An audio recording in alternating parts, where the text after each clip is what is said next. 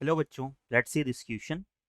An equation of a circle touching the axis of coordinates and the line x cos alpha plus y sin alpha equal to 2 is x square plus y square minus 2gx minus 2gy plus g square equal to 0, where g is equal to option A twice of cos alpha plus sin alpha plus 1 का inverse, option B 2 into cos alpha minus sine alpha plus 1 का inverse, option C is 2 into cos alpha plus sine alpha minus 1 का inverse and option D is minus 2 into cos alpha minus sine alpha minus 1 का inverse. तो बच्चों इस question में हमें बोला जा रहा है कि एक सर्कल है जो कि कोऑर्डिनेट एक्सिस को भी टच करता है और एक गिवन लाइन को भी टच करता है। उसकी इक्वेशन कुछ इस तरह से है, x square plus y square minus 2gx plus 2gy plus g square equal to 0। इन कंडीशंस को फॉलो करते हुए हमें इस क्वेश्चन में जी की वैल्यू को फाइंड आउट करना है। क्वेश्चन पे प्रोसीड करने से पहले हम इससे रिलेटेड हमारा की कंसेप्ट देख लेते हैं।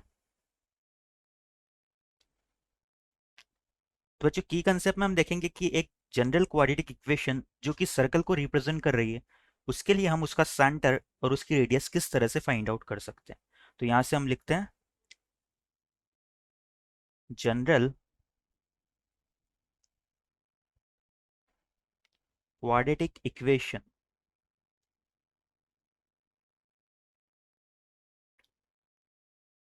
ऑफ सर्कल इज, तो सर्कल की जो जनरल क्वाड्रेटिक इक्वेशन है वो कुछ इस तरह से होती है, x square plus y square plus 2gx plus 2fy plus c equal to 0।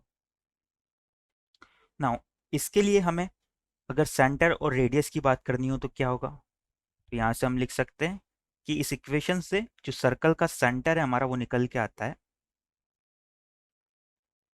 Minus ji comma minus F. इसे हम किस तरह से रिप्रेजेंट कर सकते हैं, जो एक्स कोऑर्डिनेट है सेंटर का वो हो जाएगा एक्स का कोफिशिएंट माइनस साइन के साथ डिवाइड बाई 2। इसी तरह से सेंटर का वाई कोऑर्डिनेट क्या हो जाएगा, इस क्वाड्रेटिक इक्वेशन में वाई का कोफिशिएंट माइनस साइन के साथ डिवाइड बाई 2। नाउ यहाँ से हम क्या करते हैं, अगर इसकी रेडियस की बात करें कि ये इक्वेशन जिस सर्कल को रिप्रेजेंट कर रही है उसकी रेडियस हमारी किसके इक्वल होगी। सपोज रेडियस को हम आर से डिनोट करते हैं, तो आर हमारा इक्वल हो जाएगा under root of ji square plus F square minus C. यहाँ पर सी हमारा कांस्टेंट टर्म है और जी और एफ को अभी अभी हम देख चुके हैं। जी हमारा क्या है, एक्स का coefficient divide by 2 and F हो जाएगा वाई का कोफिशिएंट डिवाइड बाई 2। तो इस कंसेप्ट को माइंड में रखते हुए हम हमारे क्वेश्चन की तरफ आगे प्रोसीड करते हैं। तो बच्चों क्वेश्चन में जो हमें सर्कल की इक्वेशन दी हुई है वो बोला जा रहा है कि ये सर्कल कोऑर्डिनेट एक्सिस को भी टच कर रहा है। तो हम इसे ड्रॉ करने की कोशिश करते हैं। सपोज ये मेरी वाई एक्सिस है और ये मेरी एक्स एक्सिस है। नाउ हमें बोला तो नहीं गया है कि सर्कल किस क्वाड्रेंट में सिचुएटेड है, तो हम इसे फर्स्ट क्वाड्रेंट में ही मान लेते हैं।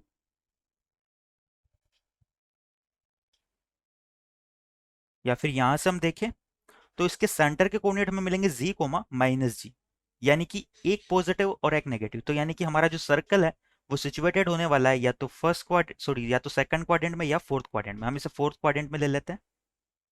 सपोज हमारा सर्कल कुछ इस तरह से सिचुएटेड है।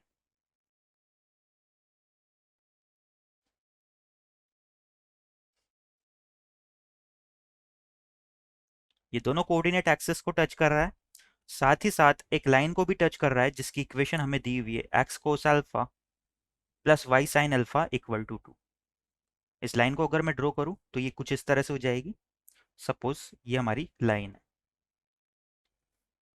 इस लाइन की इक्वेशन है x cos alpha plus y sine alpha equal to 2। Circle की इक्वेशन की बात करें तो वो हमें दी हुई है x square plus y square minus 2gx plus 2gy plus g square equal to 0।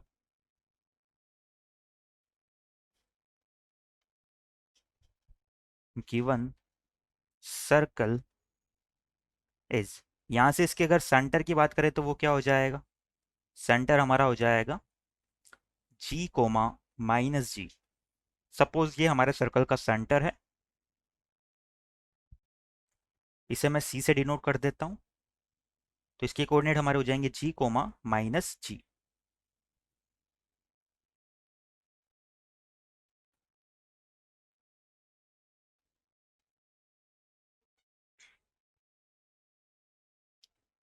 अब बच्चों यहां से अगर हम इस सर्कल की रेडियस की भी बात करें तो वो क्या हो जाएगी, radius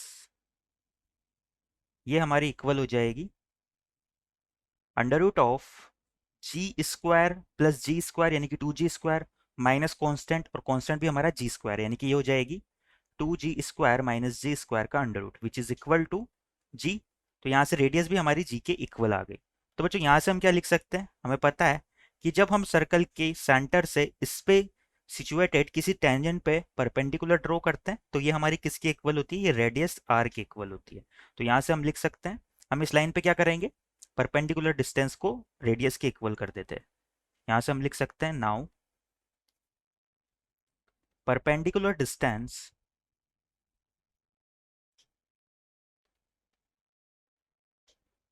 from center of circle to its tangent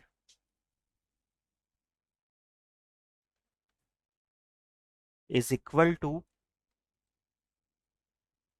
radius।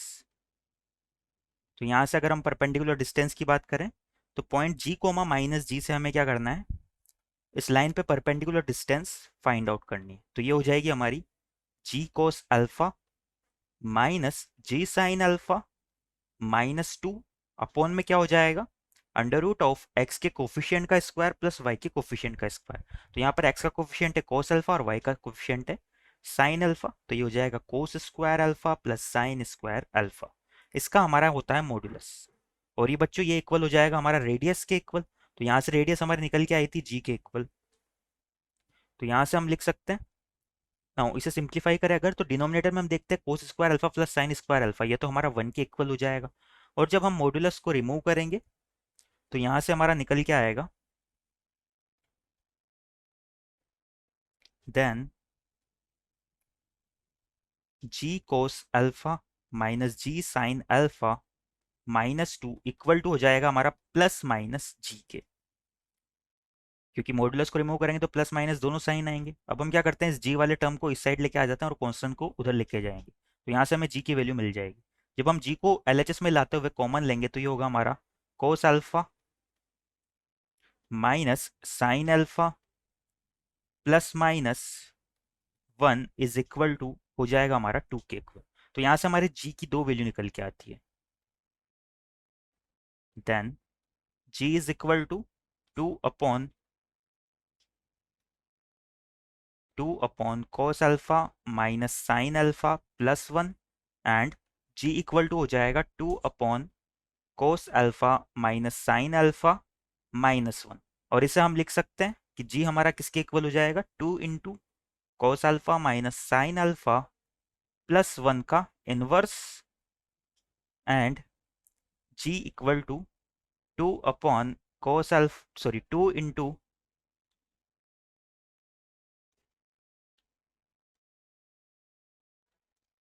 यहाँ से हमारा हो जाएगा और G equal to 2 into cos alpha minus sine alpha -1 का इनवर्स।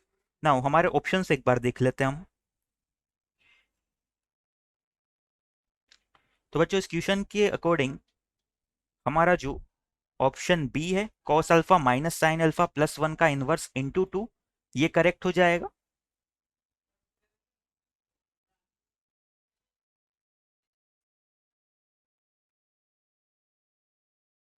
ये जो है हमारा ऑप्शन बी की फॉर्म में दिया हुआ है। तो यहां से हम लिख सकते हैं our final answer is option B. I hope you understand it well. Best of luck.